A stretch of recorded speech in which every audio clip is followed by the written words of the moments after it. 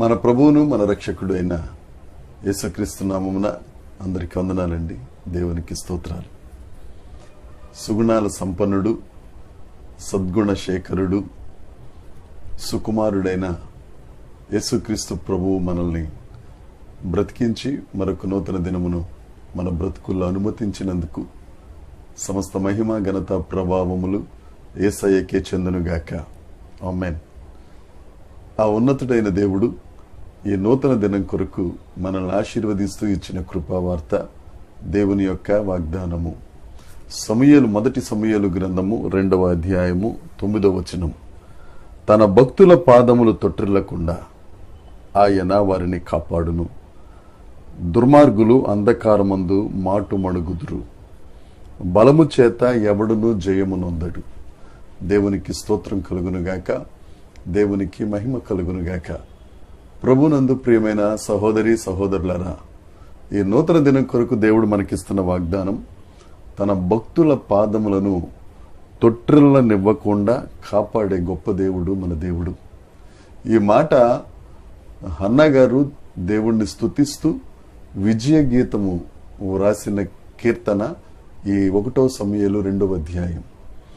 దేవుని సన్నిధిలో హన్న తన హృదయమును కృమ్మరించి దేవుని ఎదుట సాగిలపడి దేవుని ప్రసన్నత పొందుకుని గర్భఫలమును ఆవిడ తీసుకుని దేవుని సన్నిధికి తీసుకొచ్చి పాలు విడిచిన తరువాత బాలుడైన సమూయేలును షిలోహు మందిరములో విడిచిపెట్టిన తరువాత విజయముతో దేవుణ్ణి ఆలాపిస్తూ పాడిన స్తుతి కీర్తన ఈ మాట, ఈ వాగ్దానం.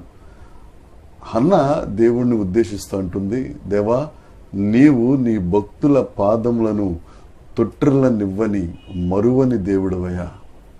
మన దేవుడు తన యందు భయభక్తులు గలవారి ఎడల వారి పాదములను జారిపోకుండా చేసే గొప్ప దేవుడు.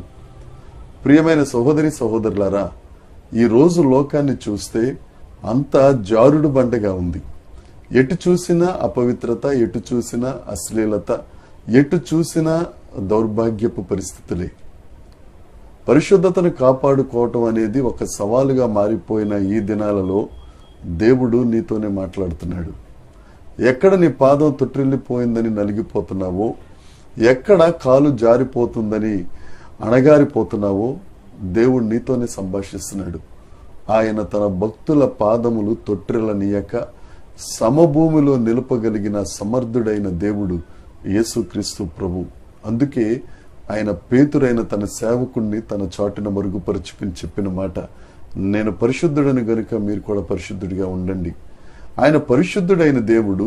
ఆయన చెంతకెళ్తే, ఆయన భక్తులుగా మనం మారితే, ఆయనను సేవించేవారిగా, ఆయనను పూజించేవారిగా మనం మారితే, మన పాదాలు ఏ పరిస్థితిలోనూ ఇరుకున పడకుండా, మన పాదాలు జారిపోకుండా, మనము ఆ పాపపు కోపంలోనికి వెళ్ళిపోకుండా, మనల్ని తన దక్షిణ హస్తంతో ఆదుకుని తొట్టిల్లనివ్వని బండ మీద నిలిపే గొప్ప దేవుడు యేసుక్రీస్తు ప్రభు. ఎందుకంటే ఆ బండ క్రీస్తే గనుక.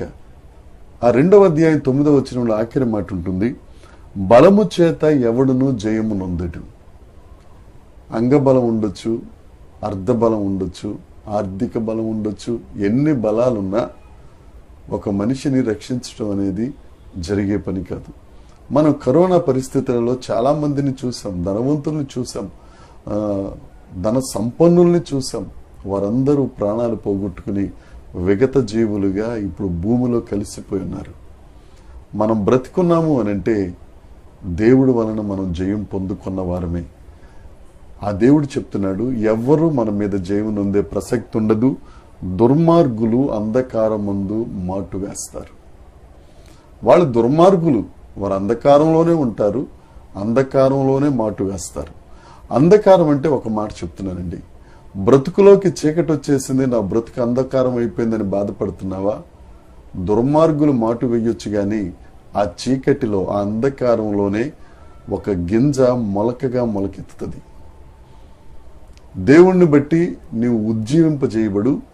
దేవుణ్ణి బట్టి నిన్ను నువ్వు ఎంకరేజ్ చేసుకో. నీ బ్రతుకులో చీకటి దినాలు, నీ బ్రతుకులో అంధకారపు దినాలు వచ్చినాయి అనుకో. నీవు మొలకెత్తుతున్నావు అని అర్థం.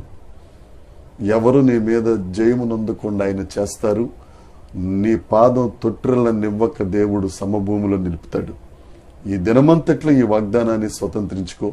దేవుడు నీ పక్షాన్నే ఉన్నాడు. తొట్టిల్లిపోకుండా ఆయన దక్షిణ హస్తం నిన్ను ఆదుకుంటుంది.